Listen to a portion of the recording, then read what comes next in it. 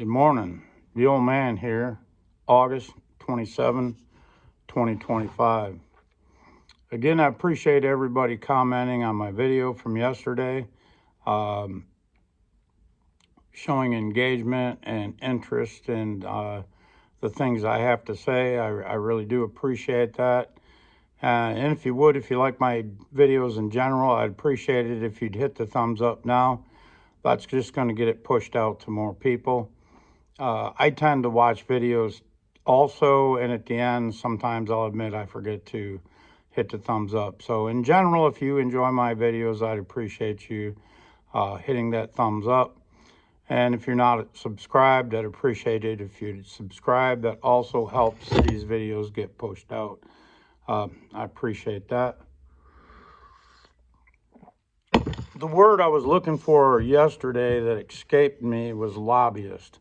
The lobbyists are partially bureaucrats and partially the bureaucrats pushing a certain agenda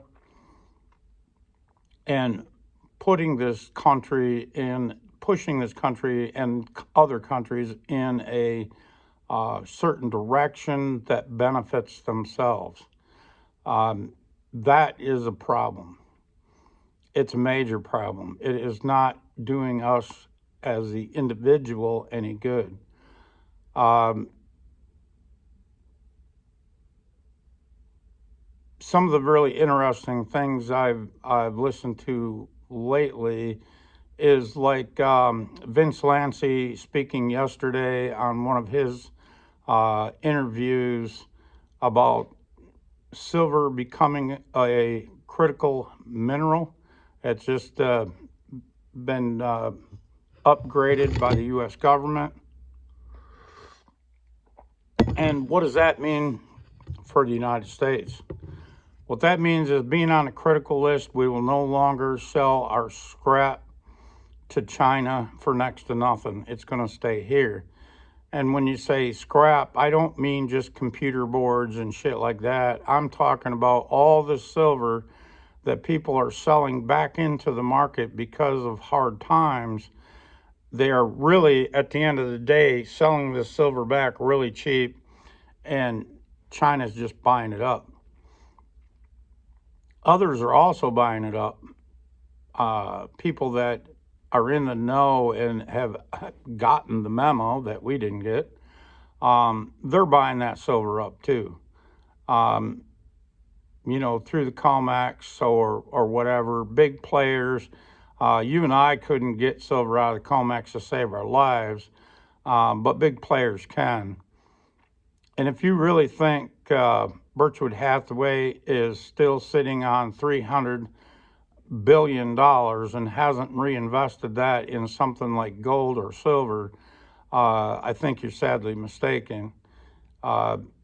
I'm sure that they are pivoting. It is going to take a while longer for the stock market to revert to the mean and come to a real value, something that is investable. Right now, the stock market is not investable for many reasons, and some of which I've talked about in the past.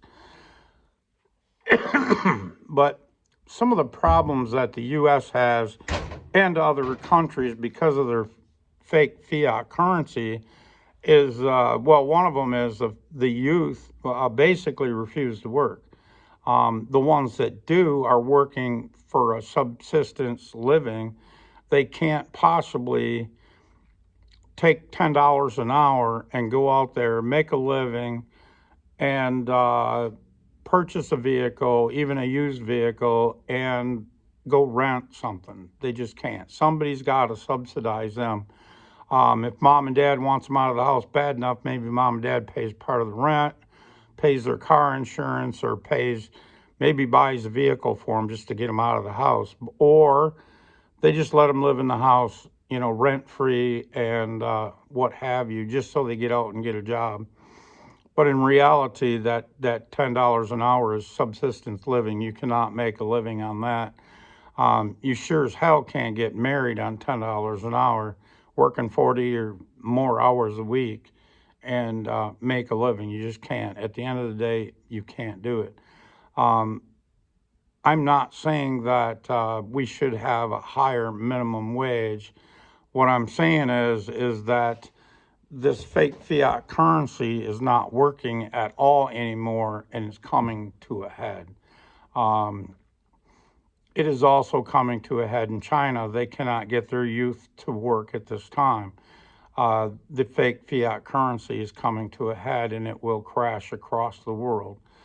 I believe the BRICS countries, especially China, Russia, and now even the United States, which is not a BRIC country, uh, are repatriating silver and gold in the case of the United States.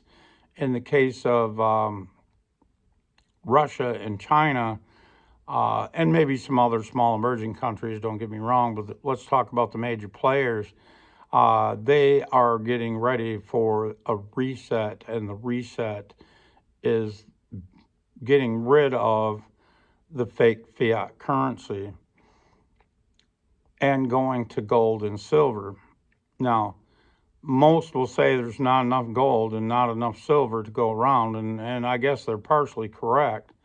But at the end of the day, what they could do, much like I could do, as in when I get ready, let's say, to convert this gold or silver into a major purchase, what I could do is rather than selling my silver, that I think until the total collapse happens, the silver will keep going up in dollar terms.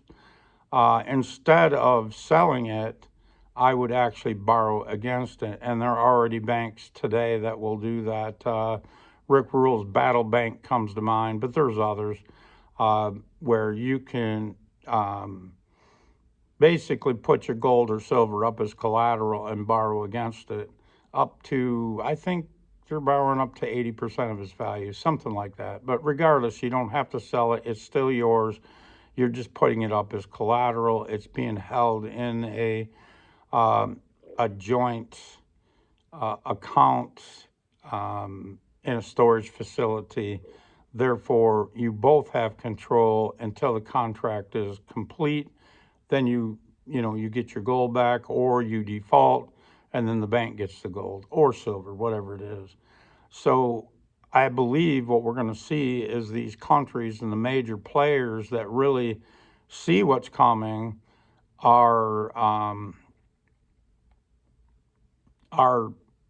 either repatriating in the case of the United States, and I think we'll go way beyond what we've had in the past as far as gold is concerned, but also silver is a major critical metal, and it has been, but it's just now officially been designated as a critical mineral. We will retain what we have, and we will bring a lot more into this country. Andy Schectman keeps talking about how much gold and silver is being taken off of the COMEX, how much is coming into the country and then being taken off the COMEX. Those are big players, and trust me, the big players got the memo.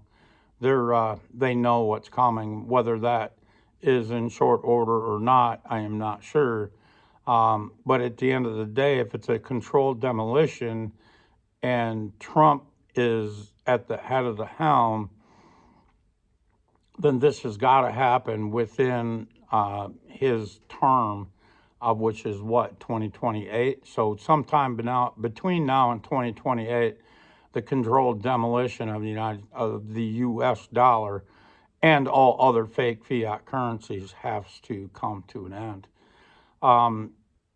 Most will say that his ability to do anything with Doge is kind of quiet. That was a big farce, and it didn't go nowhere. And the bureaucracy killed Reagan's attempt to do the same thing in short order, that they've also done the same thing to Trump. I think in reality, they continue on the sidelines, but don't want it to be a big issue where the left or the globalists are focusing on it. It's still going on behind the scenes, but what did expose to the average person is how much theft there is by the bureaucracy, and how much money they're just, or currency, not money, but currency that they're just pissing away. It seems like they're pissing away. Actually, they're just lining their own coffers, and taking the completely unemployable, and giving them a useless job to keep them out of everybody's hair. That's just what they do. They're the left or the globalists are talking about a universal basic income. So, in other words, those that produce will finance those that don't. That's communism. It doesn't work. It's never worked. Not true communism or socialism doesn't work. You got to throw something else in the mix. Even the communism in China had seemed to work for, let's say, the last 20, 25 years. But now the youth have seen the light, and they've basically refusing to work. And the same thing here in the United States. And actually, I don't blame them. It doesn't make sense to work for a subsistence living that you can't even do anything. You can't build a life on $10 an hour. So what I think you'll see, and again, so many people will say that it can't be done, and academia will tell you it can't be done. I'll go back to educated idiots. I've used that term many times recently, and also throughout my life, that they only know what they've been told. They've been sold this narrative that the fiat currency is the only thing that works. And in reality, I think we can go back to something of true value that is our wages or our means of savings, and that gold and silver aren't just pet rocks. They have a purpose. And again, I think if we had a monetary system that was backed and or not only backed but convertible to gold and silver at the at any time, that way, let's say you're getting paid in ounces, but that's a digital ounce or a paper ounce of gold or silver, let's say. But at any time, if you don't like what the government's doing, you can take that paper ounce or digital ounce and take it and trade it for the real thing, and take it home and put it away until the politicians get their head out of their ass and not be able to print above what they actually have in their coffers. And to carry that another layer that I don't think anybody's talking about, and I don't think anybody's thinking about it except for Trump and the Trump team, if you will. Like I said, I've not heard anybody talk about it. But what you got to realize, they want to have this sovereign fund, and how are they going to fund that sovereign fund? The only thing anybody can think of is funding it by using our gold and revaluing our gold, and then taking some of that value and starting our sovereign wealth fund, basically an emergency money, if you will. But I really don't know if that makes sense at all. It doesn't seem to me like it makes sense.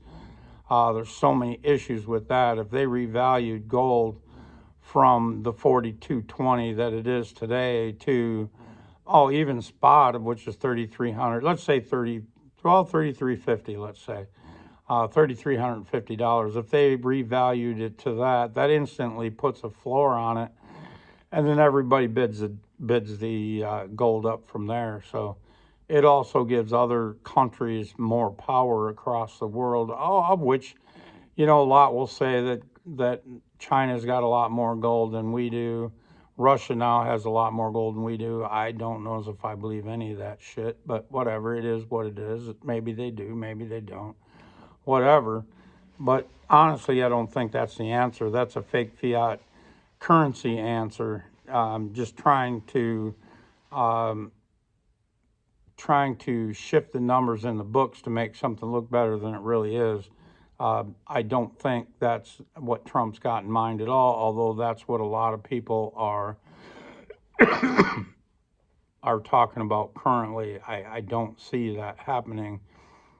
And for many reasons, many will give you tons of reasons why that can't work. Well, I guess maybe it could, but at the end of the day, it's just a fake fiat currency bullshit that doesn't even make any sense. And if you're looking for truth and justice, of which I think Trump is standing for, is truth and justice, that just not the way to go. But the way to fund, and again, I don't hear anybody talking about this, the way to fund the sovereign wealth fund, and I think he's going to pull this rabbit out of his ass here towards the end of his administration, is that, or maybe in a big crash, if that happens, that is uncontrollable, and that's possible. I'm not sure, but at any rate, the thing that I think could easily happen is that our military is the largest military,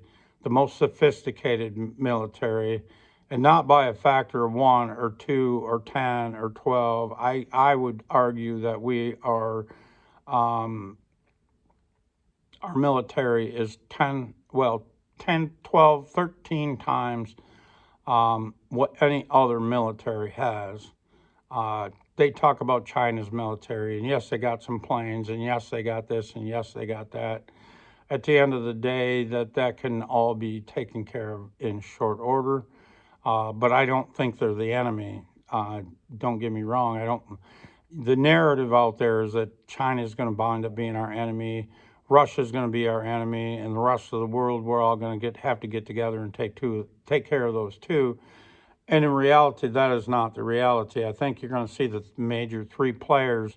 Instead of the G7, we're going to have the G3, and that's going to be the United States, Russia, and China. Our shale oil system is coming to an end. It's actually hit peak and going down the other side. So pumping oil out of the United States cheap is not going to happen much longer. And when you consider as if it's peaked and on its way down, but yet consumption will need to go up significantly if we're going to rebuild this country and rebuild manufacturing, we're going to need a lot, if not just to build it, we're going to need a lot of cheap oil. And so that's what Trump's out there. He's out there making deals with Saudi Arabia. He's out there making deals with Russia. Whether this makes sense or not, they're talking about, they've even put out there, probably just to scare some people, but who cares, whatever they got going, to actually have an underground tunnel from Russia to the United States. Maybe that's cheap oil. I don't know what they're talking about exactly, but they've kind of threw that by. I think they like to project. Let's throw it out there. Let somebody think about it and see what they're thinking. But whatever they're doing, it doesn't matter. I think, like I said, I think the G7, or it'll be the G3, United States, China, and Russia, and the rest of the world is going to be sucking off hind tit. They'll basically answer to the three of us in one shape, form, or another. We don't have to be 100% of the manufacturing in the world. We just need to be significantly larger than we are now. And a lot of that can be brought back fairly quickly. The one thing about Europe, especially let's say Germany is a manufacturing hub of Europe, they're not getting cheap oil anymore. They're just not gonna. They're not gonna get it out of Russia. The powers to be of those European countries have all become globalist, and they're all in double down on solar and wind, and have even shut down many of um, their nuclear plants. But yet, in the meantime, they've, just to stay alive, stay warm, they've actually had to fire up some coal plants. That's just how ass backwards they are. The United States has, we need cheap oil, true, but we also have a lot of coal, and we can generate a lot of power with coal. In most cases, that makes a lot of sense. If we can generate it here and not have to go elsewhere to get it, no matter what the price is, well, within reason, you still got to be profitable, but I think we can be very profitable in getting coal out of the ground and generate power with it. I mean, there's a lot of things that aren't as efficient with coal that it is with oil, but still, I think we can do a lot with our coal, and we're not. So I think that can all come back online. But getting back to our military, in most of these countries, we've been protecting them for years, basically keeping everybody in check on the oceans. And I'm not proponent of going into any country with boots on the ground or bombing the shit out of anybody unless they, and sometimes they just need it, some of these leaders, and today we are so good that we can take these big leaders out. If in the past, the U.S. has got into things we shouldn't have been in. The whole Bush Jr. Regime was shit we shouldn't have been in. It was all a farce. It was all about control and trying to prop up this fake fiat currency. But if we patrolled the oceans and basically kept things civil, and let's say right now, if Germany, and or Britain and France and that, if we're talking about no longer protecting them, that they're going to have to spend 5% of their GDP to develop a military again. And trust me, they have nothing, basically nothing.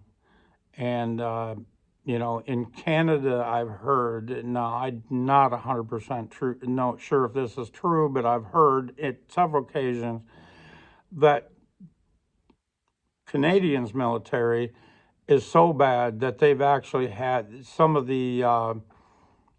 their troops have had to buy their own helmets and buy their own clothes.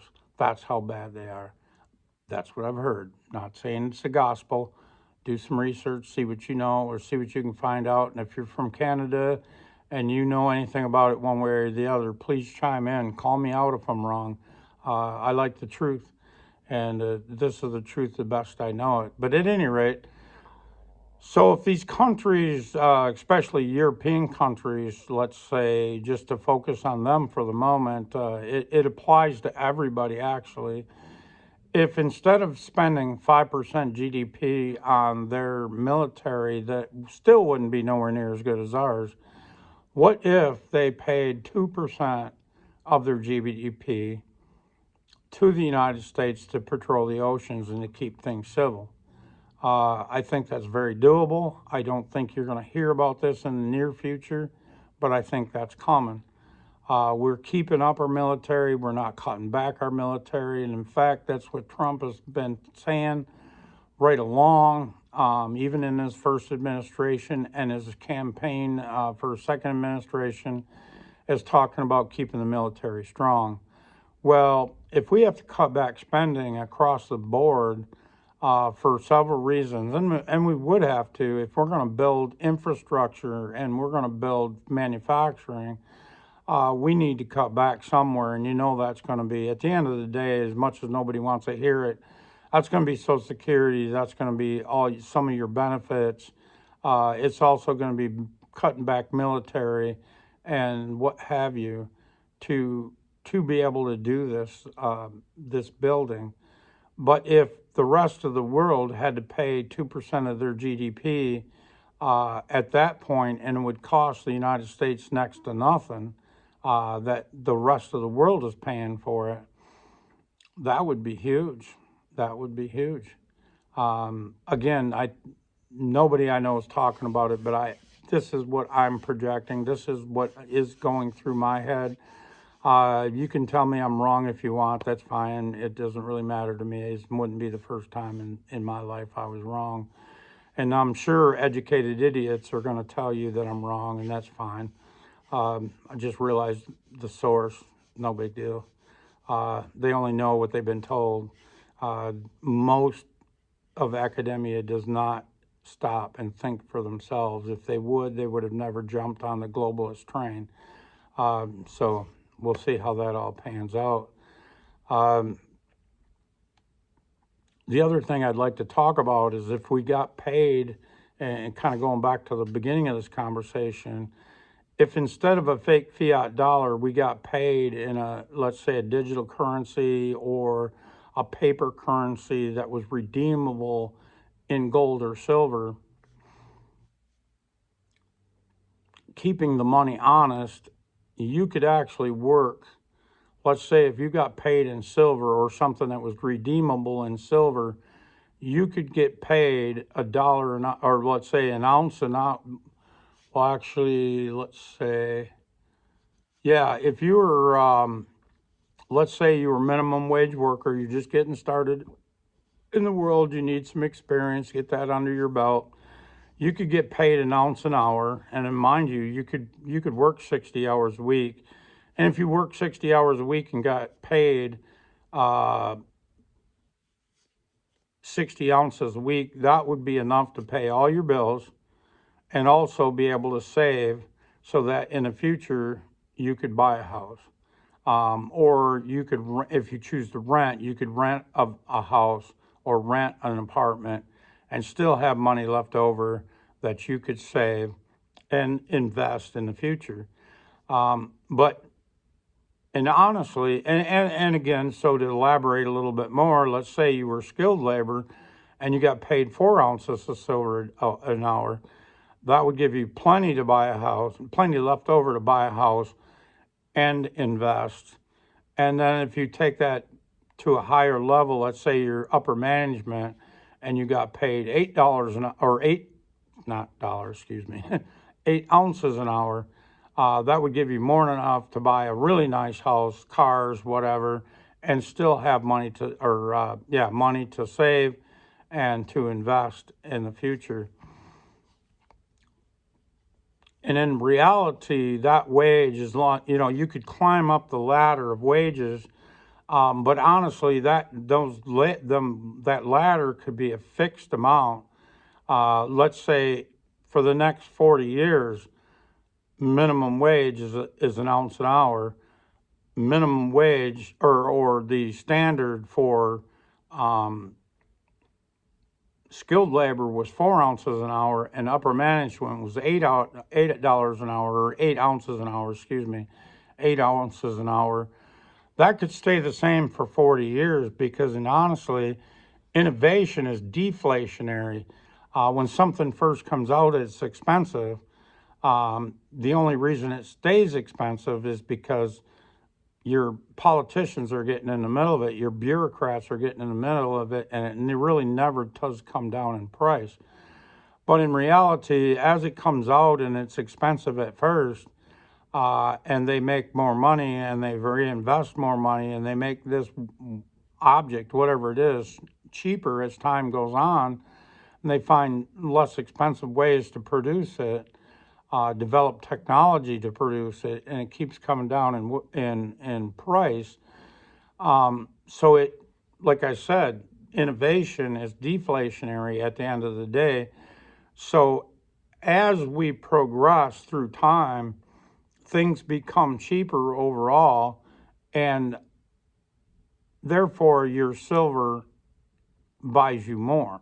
Even if that silver is digital or that silver is paper, as long as it's convertible at your whim, it is convertible to the physical, so that politicians can't print more than they have,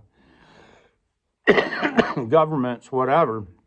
As long as it's convertible at your call at any time, you could go to the bank and convert your digital dollar or your digital silver to real silver, or your paper silver you can convert to real silver at a whim, that will keep the politicians honest. And like I said, that's deep. Innovation is deflationary, and through time, as things get more and more efficient, your silver purchases in this instance would purchase more.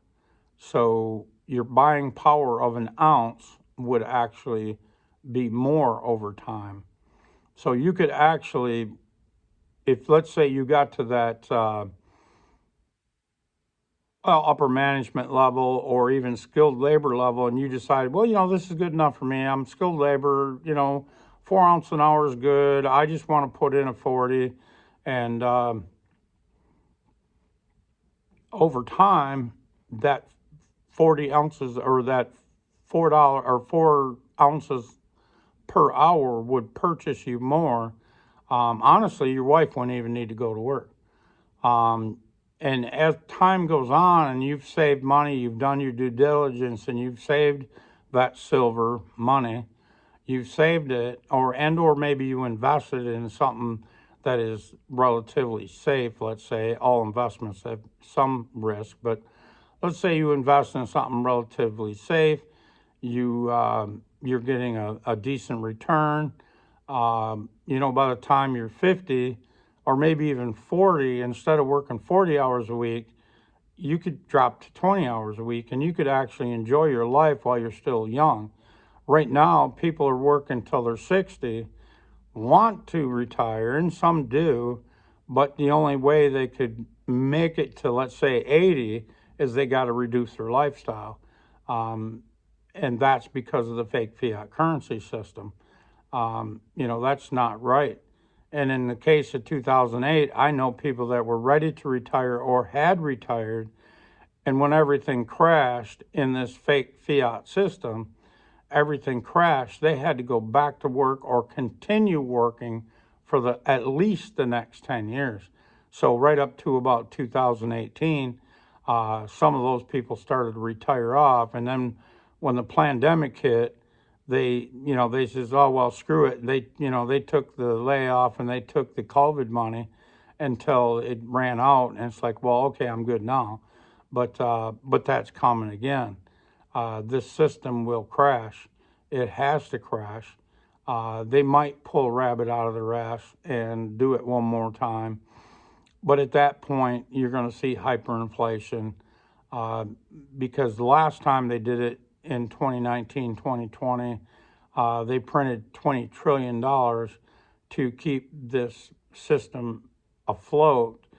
And every time they do that, it lasts. The next problem is sooner, and it takes more trillions to get you out of that problem. So, they printed far less in the dot-com bubble than they did during the pandemic. They printed